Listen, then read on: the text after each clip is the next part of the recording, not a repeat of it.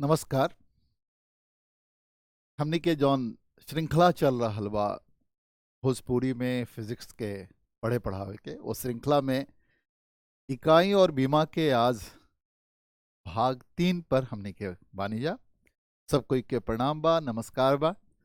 अ, हमनी के पिछला क्लास में इकाई के परिभाषा, इकाई से संबंधित बात कहनी जा, बीमा से संबंधित बात कहनी जा, बहुत सारा भौतिक राशि के बीमा के निर्धारण भी कहनी जा।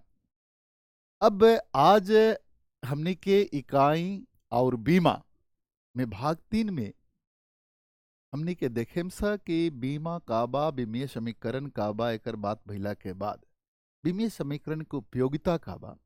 साथ ही साथ आज हमनी के देखेम सा कि बहुत सारा इकाई जौन कोनो पद्धति में नहीं खे, लेकिन हमनी के आम जीवन में फिजिक्स में प्रायः ओकर उपयोग हमनी के करत रहिला जा।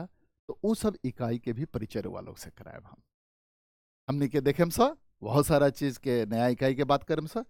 त आज हम सबसे पहले रउआ के ले चली कि हमनी के देखनी सा कि हमनी के का बा राशि के, अगर हमनी के बात कइल जाओ कि हमनी के अगर राशि के बात कइल जाओ कि राशि में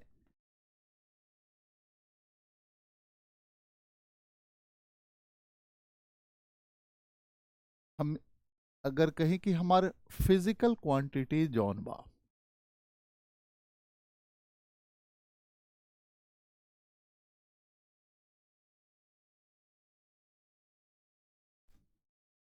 जौना के हमनी के कहता नहीं जा कि भौतिक राशि,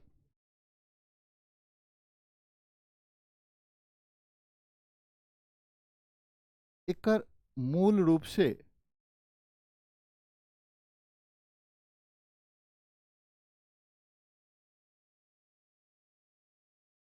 मौलिक या मूलभूत राशि, व्युत्पन्न राशि।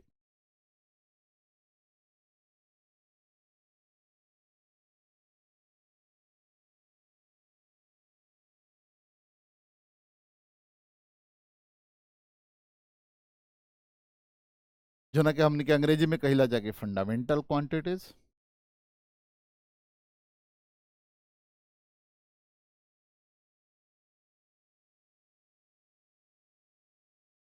और डिराइव्ड क्वांटिटीज।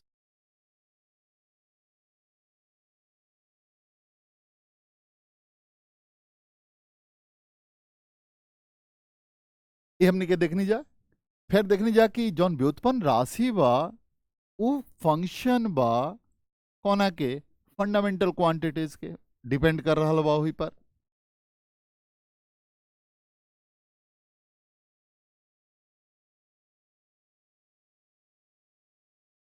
अब हमनी के चर्चा कहनी जा कि हमनी के जौन फंडामेंटल क्वांटिटी बा, वो फंडामेंटल क्वांटिटी में का बा, फंडामेंटल क्वांटिटी में हमरा का बा।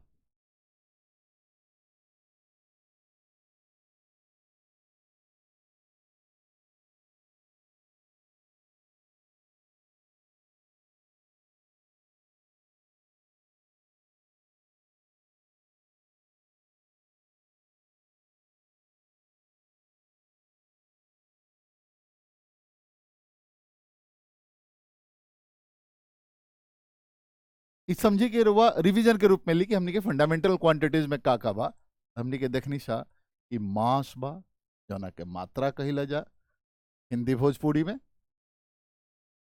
लेंथ बा, जौना के हमनी के लंबाई बोलीला जा।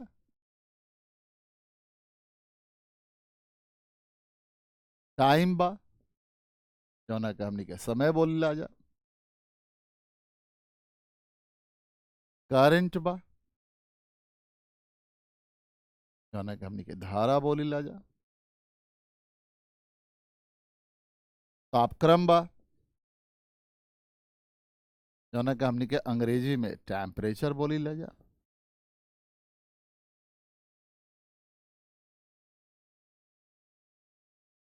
ल्यूमिनस इंटेंसिटी बा,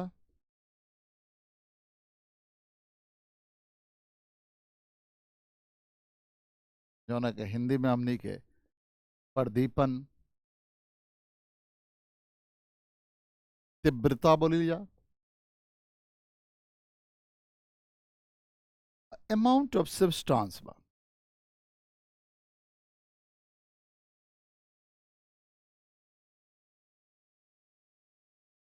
एकर क्रमशः हमनी के किलोग्राम, मीटर, सेकंड,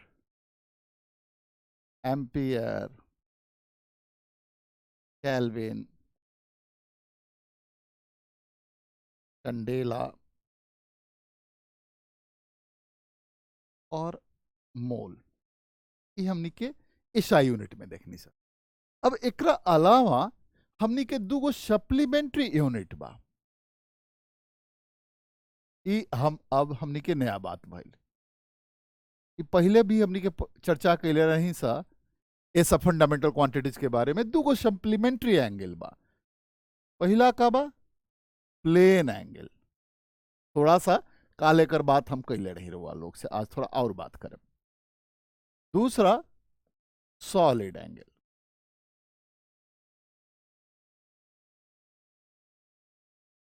तलीय कोण, हिंदी में ठोस कोण।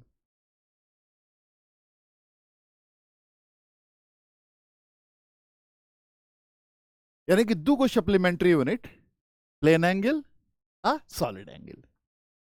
एकरा पर हमने के पहले कर आज तनी सा बात कर लिया, ओकरा बाद फिर हमने के आगे बढ़ल जाई। तो पहला भइल कि हमने के प्लेन एंगल का भइल, जौना के हमने के काल थोड़ा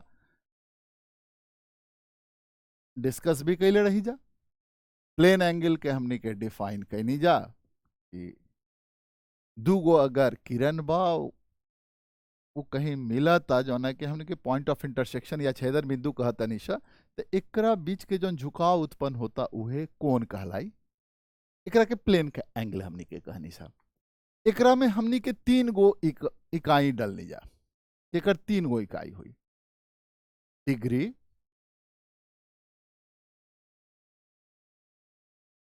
ग्रेड और रेडियन। डिग्री के परिभाषा देनी सा कि अगर एगो समकोण बा और उस समकोण के अगर 90 बराबर भाग में बांट दिया, 90 भाग में बांटल जाओ बराबर बराबर, तो एक भाग के जौन झुकाव उत्पन्न हुई वो 1 डिग्री कहाई या लिखाई। अगर यही समकोण के अगर हमनी के 100 बराबर भाग में बांट दिया, बराबर बराबर बराबर भाग होके के चाहिए, तो एकर एगो भाग 1 ग्रेड कहलाई। हम कहनी कि कौनो वृत्त में अगर हमार त्रिज्या के लंबाई जौन बा है सी है, उतने बराबर ए बी अगर एगो चापकर्ण हम काट ली, तो हमार जौन एजा एंगल बनी वो 1 रेडियन कहलाई। यानी कि अगर थीटा रेडियन के बात करें आ आर्क लेंथ एल होके, तो थीटा इज इक्वल टू एल बाई आर हुई। वृत्त में अगर हमनी के पूरा वृत्त के ले लेवल जाओ तो एल बराबर 2 पाई आर हो जाई,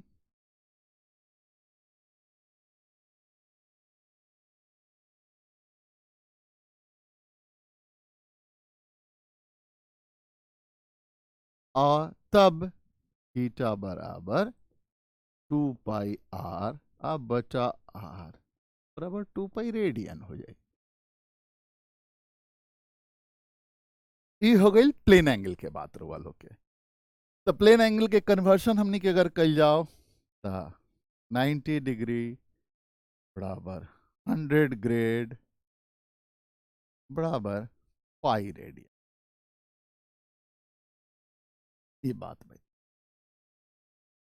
अब अगला बात हमने के कल जाओ कि सॉलिड एंगल का जौन हमने के दूगो सप्लीमेंट्री यूनिट्स लेनी सा, प्लेन एंगल और सॉलिड एंगल, प्राय एकरा के ओमेगा से रिप्रेजेंट करीला जाए, ओमेगा से हमनी के एकरा के दर्शाइला जा। सॉलिड एंगल के परिभाषा का बा, वो हमनी के कहल जा कि अगर कोनो हम निके एगो 3 डायमेंशनल त्रिविमीय चीज के अगर ले रहल बानी जा, जैसे हमनी के एगो स्फीयर ले लिया, स्फीयर के एकरा सतह पर अगर हम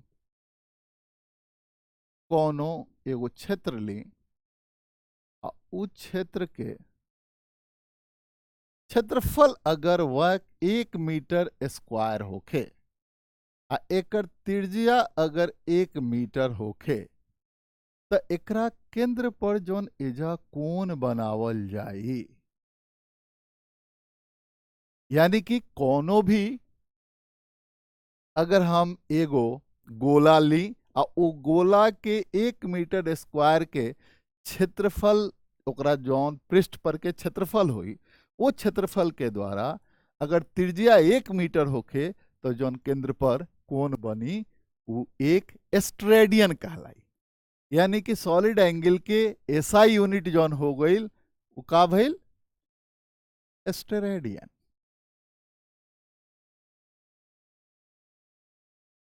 बात स्पष्ट बा। परिभाषा से अगर हमनी के बनाई जा तो हमनी के गणितीय रूप में जौन व्यंजक लिखिला जा वो लिखिला जा डी ओमेगा के कुछ परिभाषा हमनी के, मतलब कि अगर कहीं भी डीएस एगो सरफेस एरिया के एलिमेंट्री वेक्टर बा आ आर अगर ओकर रेडियस वेक्टर बा तो डी ओमेगा के मान ds डॉट आर बटा आर क्यू हुई। यानी कि एकरा के हमनी के ds cos थीटा बटा आर स्क्वायर लेम सा परिभाषा से, जौन आगे हम वेक्टर के क्लास में रहुआ लोग के ई परिभाषा देम, वही परिभाषा का उपयोग करते हुए हम ये बात एजा लिख देनी है। अब देखिए कि अगर हमनी के गोला ली सा, कि गोला खातिर बात करी तो कॉस थीटा के मान 1 हो जाई, क्योंकि थीटा 0 डिग्री रही,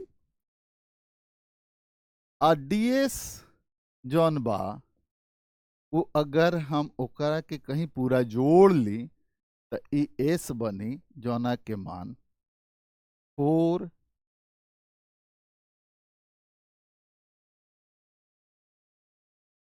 पाई आर स्क्वायर बनी।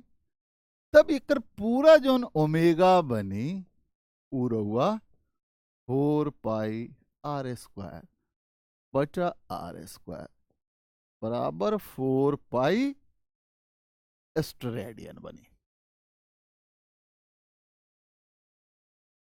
तो हम समझता नहीं कि सॉलिड एंगल भी हमनी के समझ में आ गई हुई कि सॉलिड एंगल का बा, एगो स्फीयर खातिर गोला खातिर सॉलिड एंगल के मान कितना हुई, जौना के उपयोग हमनी के आगे चल के करंट इलेक्ट्रिसिटी में मैग्नेटिज्म में बड़ा बृहत रूप से करें सा। और सॉलिड एंगल के प्रयोग हीट पढ़े के बेरा, इलेक्ट्रिसिटी पढ़े के बेरा, मैग्नेटिज्म पढ़े के बेरा एक बड़ा व्यापक उपयोग करम सा। आगे कर हमनी के उपयोगिता मिली का हमनी के उपयोग करम सा। अब हम कहनी कि सप्लीमेंट्री यूनिट दूगो, सॉलिड एंगल और प्लेन एंगल, एक बात हो गई। कल हमनी के डायमेंशंस पर बात कहनी जा कि अलग अलग फिजिकल क्वांटिटी के कि भाई जब व्युत्पन्न इकाई प्राप्त करे खातिर मूल इकाई के जौना घात से उठावे के पड़ेला वो घात ही बीमा कहलाला। आ जब ओकरा के मूल इकाई के पद में व्यंजक के रूप में लिख देम जा तो पूरा व्यंजक को समीकरण कहला। बहुत सारा प्लैंक्स कांस्टेंट बा, यूनिवर्सल ग्रेविटेशनल कांस्टेंट बा, बहुत सारा चीज़ के हमनी के काल देखनी जा कि डायमेंशन लिखनी जा।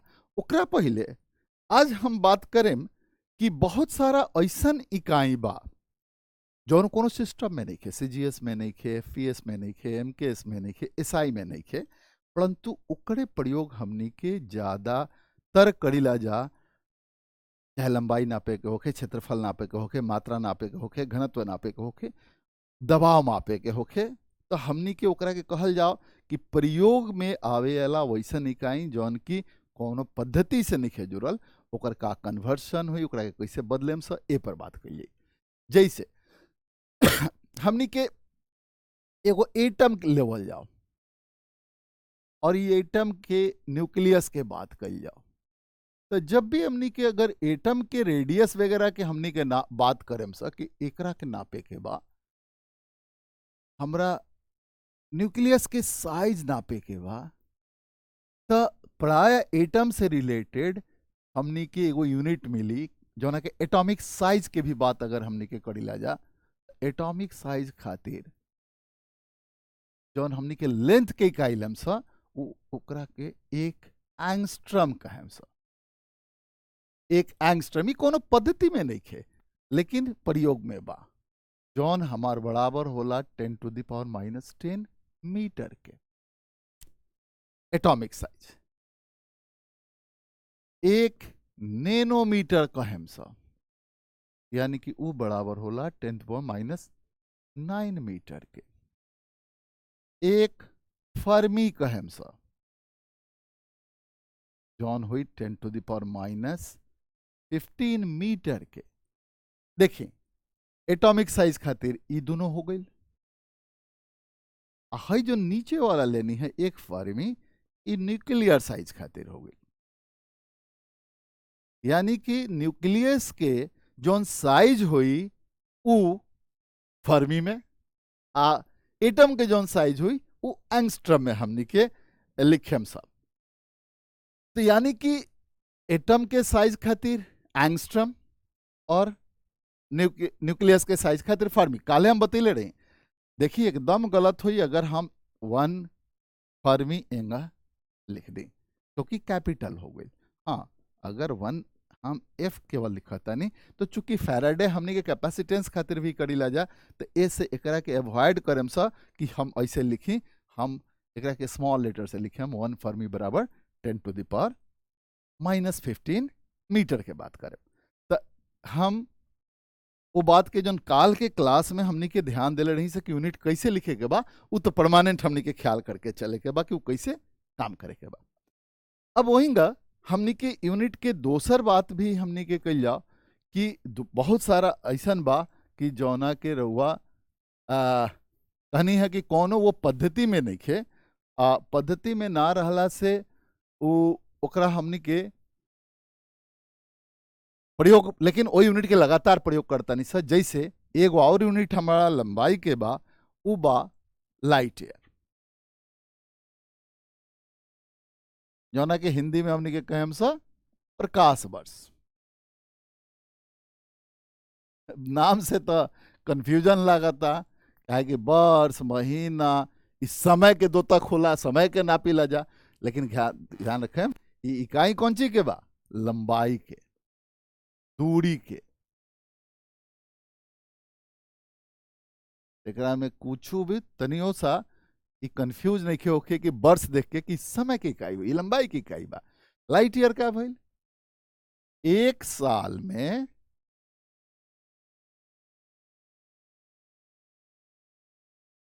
प्रकाश के द्वारा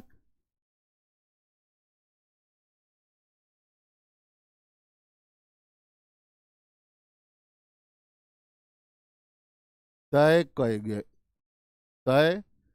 कइल गइल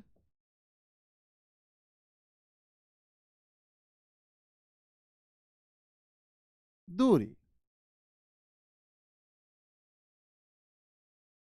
देखिए परिभाषा से हमनी के कर आंकिक मान निकाल लेम सब। एक साल में प्रकाश के द्वारा तय किया गई दूरी, दूरी बराबर कितना, दूरी बराबर वेग गुने समय। तो वेग, प्रकाश के वेग, समय 1 साल,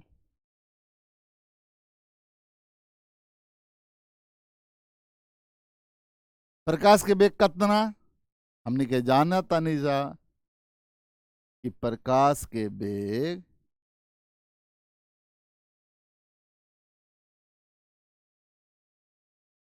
3 मल्टीप्लाइड बाई 10⁸ 3 गुना 10⁸ मीटर पर सेकंड होला। कौन ची में? वैक्यूम में, निर्वात में। एक साल में कितना सेकंड? देखिए 365.25 दिन के एक साल, दिन हो गए। आ दिन में घंटा कितना? 24। एक घंटा में मिनट कितना? 60। आ एक मिनट में कितना सेकंड? तो 60। तो 3 गुना 10⁸ मीटर पर सेकंड आ गुने हतना सेकंड के बात करें स। तो अब एगो खास हमरा दूरी के ई लंबाई बनी, उ कहाई का हमार? उ कहाई प्रकाश वर्ष, जो लगभग 9.4 गुने 10⁻15 मीटर हुई। देखिए तो लाइट ईयर एगो बड़ा महत्वपूर्ण इकाई हो गई, जौन की एक साल में प्रकाश के द्वारा तय कई गई दूरी बा। आ चूंकि दूरी बराबर बेग गुने समय होला, तो बेग कौन चीज के? प्रकाश के। आ एक साल में कितना सेकंड भइल, ई हमनी के आंकिक मान निकाल लेगो। घबराही के नइखे, हमरा नइखे भी अगर याद रहती मान, तो हमनी के तुरंत प्रकाश के बेग में एक साल के सेकंड में बदल के अगर लिख देता नहीं जा, तो हमनी के काम हो जाए। अब वही एगो आई कि एस्ट्रोनॉमिकल यूनिट।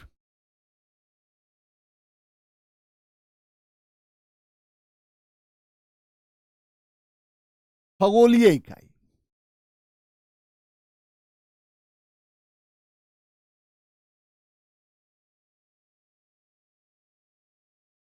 ये का है भाई? तो देखिए हमारा पृथ्वी के आई सूरज बा। तब पृथ्वी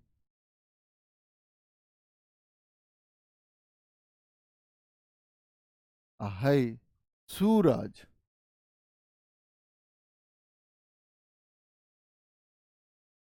के बीच के जौन औसत दूरी बा, वो करे के हमनी के एगो खगोलीय दूरी के रूप में हमनी के कहम सकी एस्ट्रोनॉमिकल यूनिट बा, जौना के मान लगभग 1.5 गुने 10⁻11 मीटर होला। तो दूगो बड़ा महत्वपूर्ण इकाई हो गई। पहला रला जौन हमनी के कहनी है सकी लाइट ईयर का है, प्रकाश वर्ष का है। और दूसर का अभी रुआ लोग के हम बताइनी कि एस्ट्रोनॉमिकल यूनिट का है, खगोलीय इकाई का है। ये कोनो पद्धति की इकाई नहीं है, लेकिन लंबाई के बड़ा प्रचलित इकाई बा। एकरा के हमनी के प्रचलित इकाई के रूप में पढ़म सा जानम सा। अब एगो तिसरका भी हमनी के बा, ओकरा के हमनी के कहिला जा पारसेक, पैरालैक्टिक सेकंड।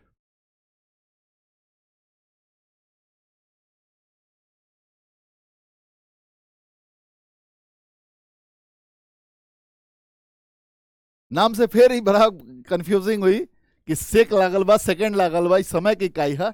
लेकिन इहो का हाँ, ई हमारा दूरी के इकाई है। और ई एक पारसेक बराबर 3.26 गुना, ये लगभग इतना गुना प्रकाश वर्ष के बराबर होला, लाइट ईयर के बराबर होला।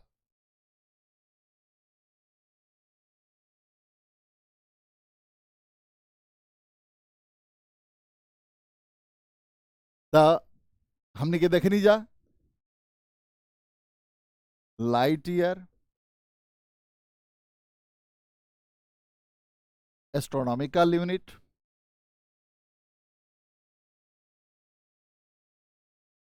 और पार्सेक। ये तीनों लंबाई की इकाई है, प्रचलित इकाई है, ये कोनो पद्धति में नहीं है। चलिए अब इकाई की जो हमनी के दूसरा बहुत सारा इकाई बा, जो ना के हमनी के कहीं सा कि प्रचलित इकाई के रूप में हमनी के देखिला जा कि जैसे मान ली कि हम पावर के ली कि पावर के रउआ लोग सुनले होखे कि 1 हॉर्स पावर।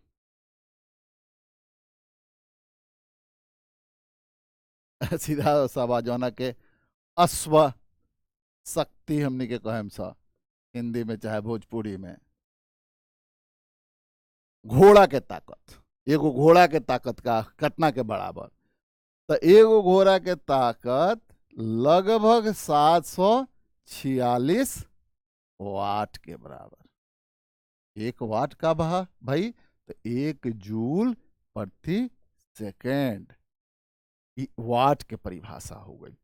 तो एगो घोड़ा के जौन शक्ति अश्व शक्ति कोनो पद्धति की इकाई नहीं खे पावर खातिर, लेकिन ई हमनी के प्रचलित इकाई बा जौन की बराबर कहले सके। पानी के मोटर कितना हॉर्स पावर के है? तो 1.5 हॉर्स पावर के है, 1 हॉर्स पावर के है, आधा हॉर्स पावर के है, 2 हॉर्स पावर के है, 5 हॉर्स पावर के है। तो कौनो मोटर के ताकत शक्ति ओकर बतावे खातिर हॉर्स पावर प्रयोग करी ले जा। 1 हॉर्स पावर जौन बा 746 वाट हो गई।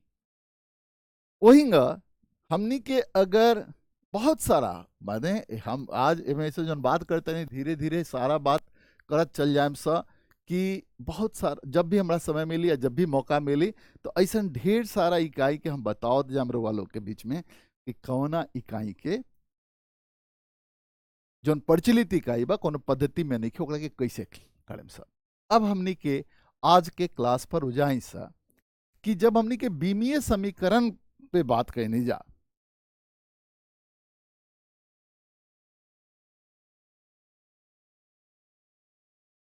तो बीमीय समीकरण के का उपयोग बा।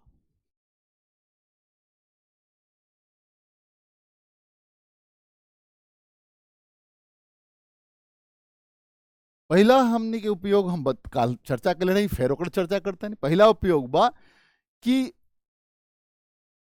भौतिक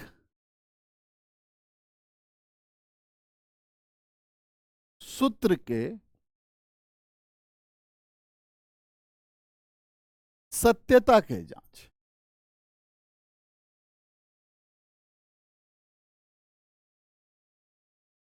जोना के समघातता के सिद्धांत के रूप में हमनी के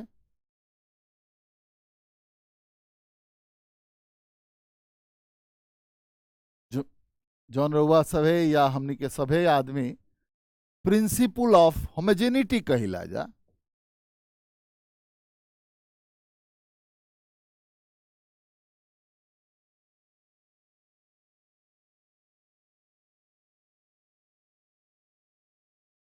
प्रिंसिपल ऑफ होमोजेनिटी या समघातता के सिद्धांत जौन कहा तनिषा कि अगर कोनो भी संबंध बा एक भौतिक समीकरण बा संबंध बा तो समघातीय होके के चाहिए। मतलब समघातीय भइला के का मतलब बा कि दहिना अलंग के अब बाया अलंग के left hand side right hand side के अगर डायमेंशन सेम ना होई तो फिजिकल रिलेशन करेक्ट ना होई, सत्य ना होई।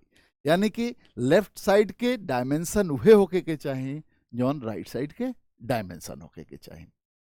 जैसे मान ली कि हम कहतनी कि एगो हम फार्मूला लेता नहीं जौन कि हमनी के 8वां 9वां क्लास में पढ़ ले बनी जा।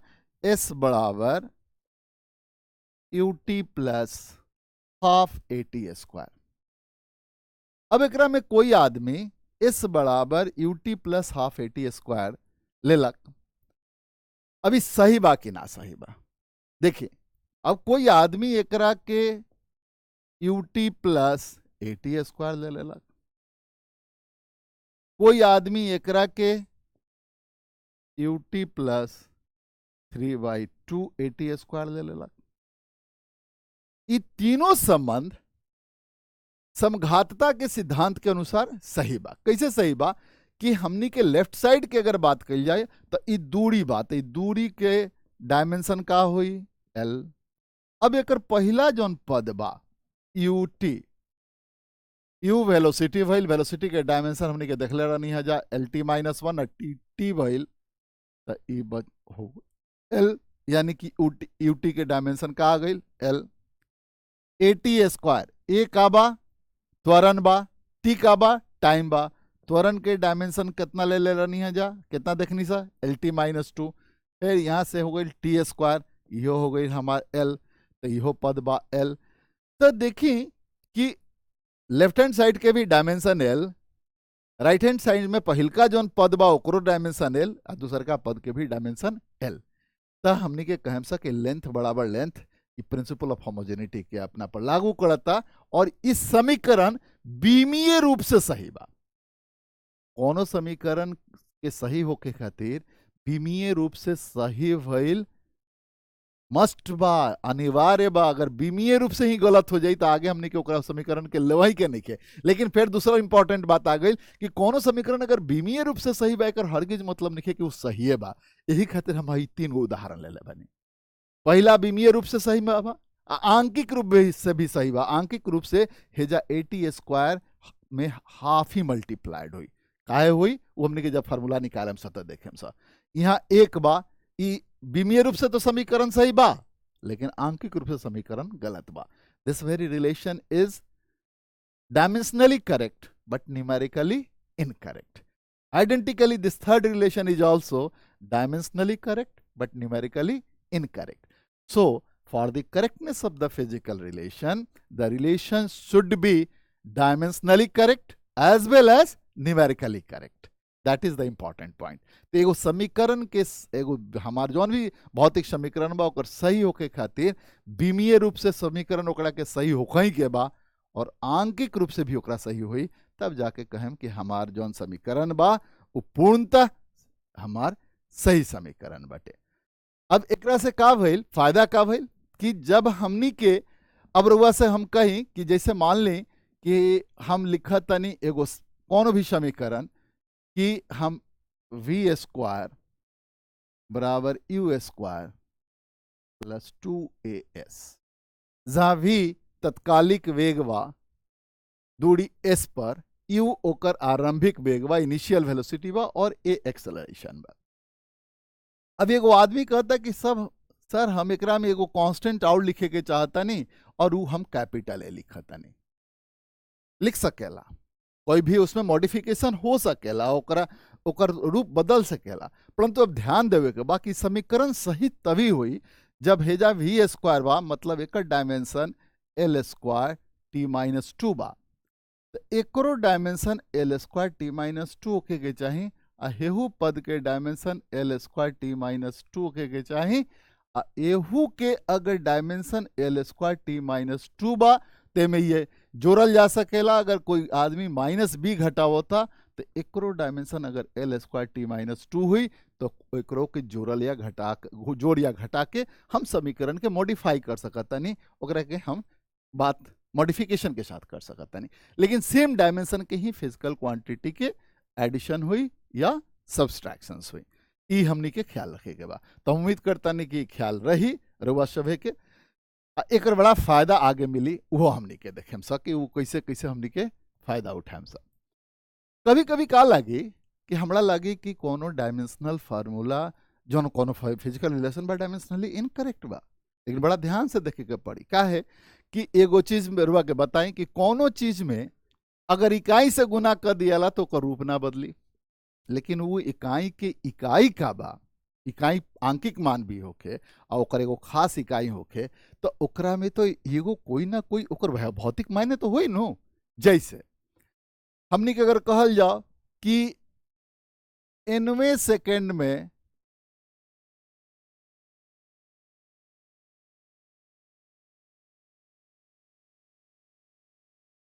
तय कैल दूरी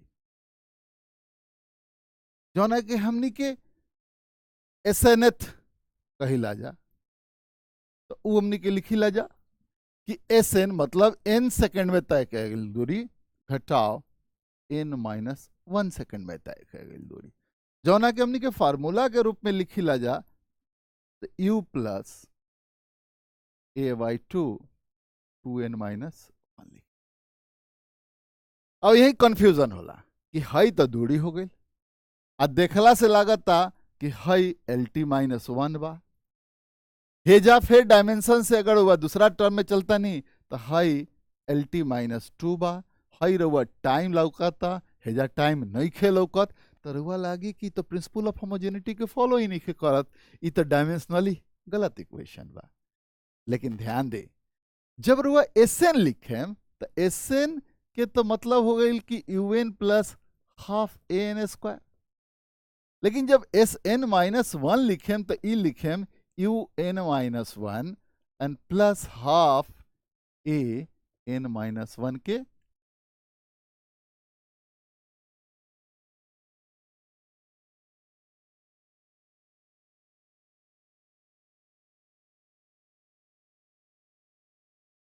AN-1 के होल स्क्वायर लिखेम। अब यहाँ देखिए एन टाइम बा, एन में से एक घटावल बा, तो अगला टर्म जब लिखाई तो UN तो मल्टीप्लाई हो गई, तो रुआ ई वेलोसिटी गुने टाइम हो गई तो लेंथ हो गई। लेकिन ई दूसरका टर्म U मल्टीप्लाई भइल, एकरा में एक एकरा में गुना बा, तो हई LT-1 भइल आ हई T भइल, तो मिल के ई हो जाई L। यानी कि यहाँ ई छुपल बा ऐसे फार्मूला जौन प्रतीत होता लागता कि डायमेंशनली इनकरेक्ट बा, वो डायमेंशनली करेक्ट बा।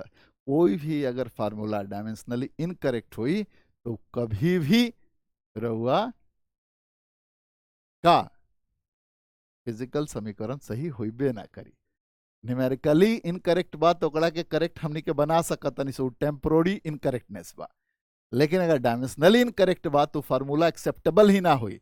एकर मतलब कि dimensionally incorrect relation must be incorrect, but numerically incorrect relation may be incorrect. अगर हमारा न्यूमेरिकली इनकरेक्ट रिलेशन बा तो ओकरा में हमनी के प्रॉपर न्यूमेरिकल वैल्यू रख के आंकिक मान ओकर बदल के करेक्ट कर सकतानी। लेकिन अगर डायमेंशनली इनकरेक्ट बा तो एक्सेप्टेबल ही नहीं खे, वो हमनी के लिए नहीं खींच सकत, वो कभी भी करेक्ट नहीं खे हो सकत। तो हमनी के इहो बात बहुत ख्याल रखे के बा कि if any relation is dimensionally incorrect, that must be incorrect. But if it is numerically incorrect, we may simply take another numerical value or appropriate numerical value for the correctness of the physical relation, and we make it correct by the substituting proper numerical value. तो ये एगो हमनी के ख्याल रखे के बाद हम उम्मीद करता नहीं इहो बात हमनी के अब क्लियर हो गई है कि डायमेंशन से हमनी के फिजिकल रिलेशन के करेक्टनेस के बात करेम सा कि फिजिकल रिलेशन करेक्ट बा कि ना बा। अब एक से फायदा का हुई नु कि अब कोई भी फिजिकल रिलेशन पहला हमनी के कहीं भी हमनी के IIT में, मेडिकल में, कोनो कॉम्पिटिटिव एग्जाम्स में बा, कुछ कोने को समीकरण देवल बा, 4 गो ऑप्शन बा कि हई चीज पता करे के बा, तो ओकरा में एक होशियार लड़का रही तो तुरंत देखी कि एकर प्रॉपर यूनिट बा कि ना। अगर यूनिट की गलती बा तो सीधे ओकरा के एकरा के मेथड ऑफ हमनी के का कहिला जाए रिजेक्शन या मेथड ऑफ इलिमिनेशन, इलिमिनेट करे के तरीका से प्रॉपर ऑप्शन के विकल्प के ढूंढे के तरीका। जैसे छोट छोट बात के ध्यान देवे के कि एकर इकाई सही बा कि ना, कोनो की इकाई गलत बा तो सीधे सीधे वही जा हटा देनी। जैसे हमरा से पूछल गई बा ऊर्जा का बा, तो हम ऊर्जा के अगर बात करतनी, हम ऊर्जा अगर हम देख रहल बानी, ऊर्जा के हमार 4 गो ऑप्शन अगर देवल बा और ये 4 ऑप्शन में मान ली कि जूल बा, मान ली डाइन लिखल बा, इलेक्ट्रॉन वोल्ट लिखल बा, एजा फेराड लिखल बा, तो 4 यूनिट बा, एजा का न्यूमेरिकल वैल्यू बा अलग बा। लेकिन ये तो हमनी के तय हो गई कि जूल हमार इकाई ऊर्जा के बा, SI यूनिट बा, डाइन हमार CGS यूनिट बा, और इलेक्ट्रॉन वोल्ट भी हमार ऊर्जा के बा। हमने के जाने ला जा कि 1 इलेक्ट्रॉन वोल्ट बराबर 1.6 गुने 10⁻⁻19 जूल होला। 1 जूल बराबर 10⁻6 10⁵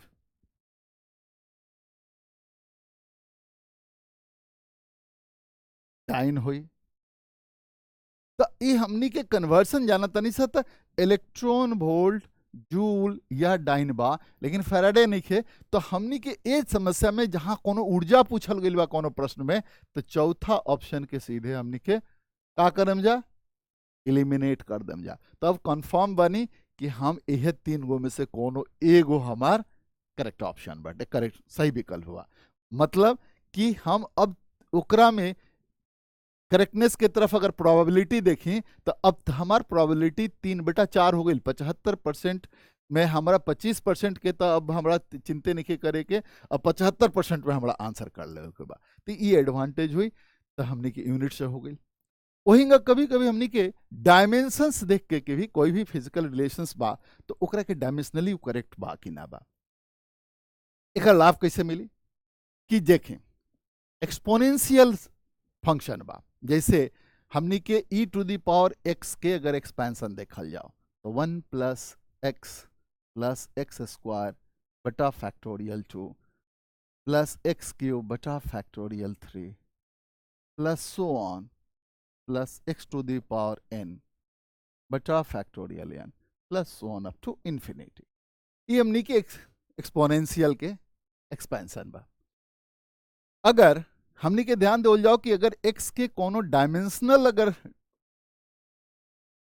क्वांटिटी मान ले जाओ तो का हुई कि हेजा डायमेंशन कोनो नहीं है। अगर मान ली कि हम x के लेंथ मान ली से मान ले जाओ तो हाई लेंथ हो गई, हाई लेंथ स्क्वायर हो गई, हाई लेंथ क्यू हो गई और so on high length to the power n हो गई, लेंथ टू द पावर। तो एंग अरवा देखिए कि हर टर्म के डायमेंशंस अलग अलग बा। तो ये रिलेशन ही फिजिक्स में ना यूज हुई, गलत हो जाए। गणित के जो व्यंजक प्राप्त बा एक्सपेंशन बा गलत हो जाए। अब कैसे एक्सेप्ट कर जाओ कि मैथमेटिकल यह रिलेशन करेक्ट होके डायमेंशनली। तो एक खातिर तो एक हमनी भी विकल्प बच गई कि जब हई सब के सब जौन भी लेनी जा ई एक्स के का होके के चाहिए, एक्स मस्ट बी डायमेंशनलेस।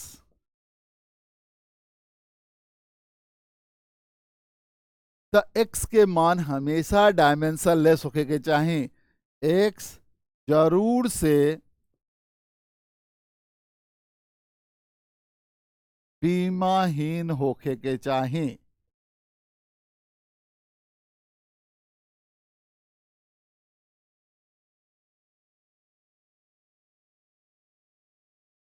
एकदम गांठ बांध के रख ली कि एक्सपोनेंशियल होके, यानी कि दूसरा रूप में अगर लॉग के भी हमार आर्गुमेंट हुई इहो का होके के चाहिए, डायमेंशनलेस होके के चाहिए। अगर ना हुई तो हमार समीकरण ही गलत हो जाए। तो ये ख्याल रखे के बा। अभी अगर जैसे ख्याल हो गई तो हमनी के बहुत सारा फायदा हो गई। क्या फायदा हो गई कि यदि हमनी के कोनो एगो समीकरण लिखा था निशा a बराबर a0 e⁻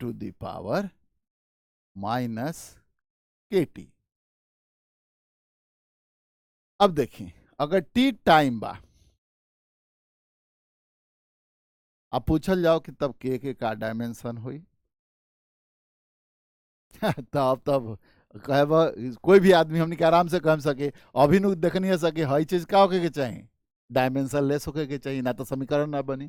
तो हई अगर डायमेंशन लेस होके के चाहिए तो हई टी बा तो के टाइम के इनवर्स हुई तब ये नो हमार सही हुई। यानी कि के डायमेंशन टी इनवर्स होके के चाहिए। हमनी के अगर कोई ऊर्जा लिखा तनी जा ई बराबर E0 e⁻ -5b बटा kbt एगो मान ली संबंध लिखनी।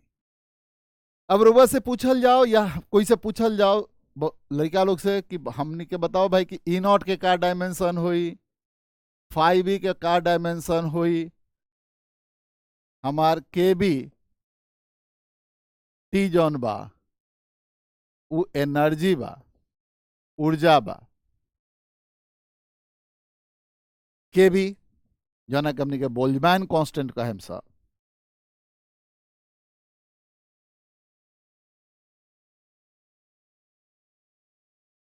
स्पष्ट तौर पे हाई टर्म तो एगो न्यूमेरिकल वैल्यू हुई तो E0 के हुए डायमेंशन हुई जो ई के हुई, यानी कि E0 के डायमेंशन ई के डायमेंशन हुई और ई एनर्जी बा तो एक डायमेंशन हो गई ml² t - 2 ना।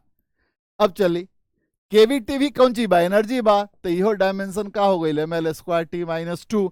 तो हई चीज तो डायमेंशन लेस होके के चाहिए, तो 5b के उहे डायमेंशन होके जोन केबीटी के डायमेंशन होके, तब नु जाके डायमेंशन लेस होई।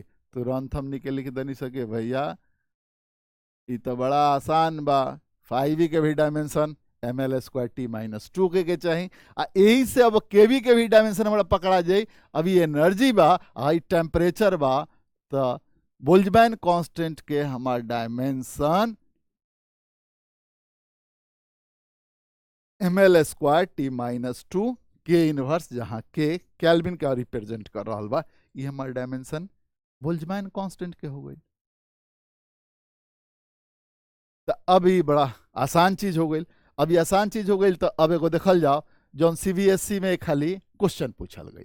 तो सीबीएसई में का क्वेश्चन रहे और ओकर का हमने के कैसे काम कर सकत रही सा। x बराबर a plus B T plus सी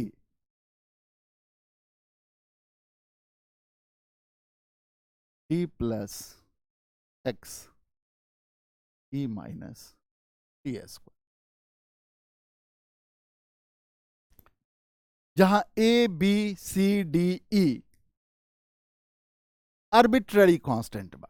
पहला कि अब एक के डायमेंशन हमनी के बतावे के बा, अब प्रिंसिपल ऑफ होमोजेनिटी के ख्याल रखे के बा।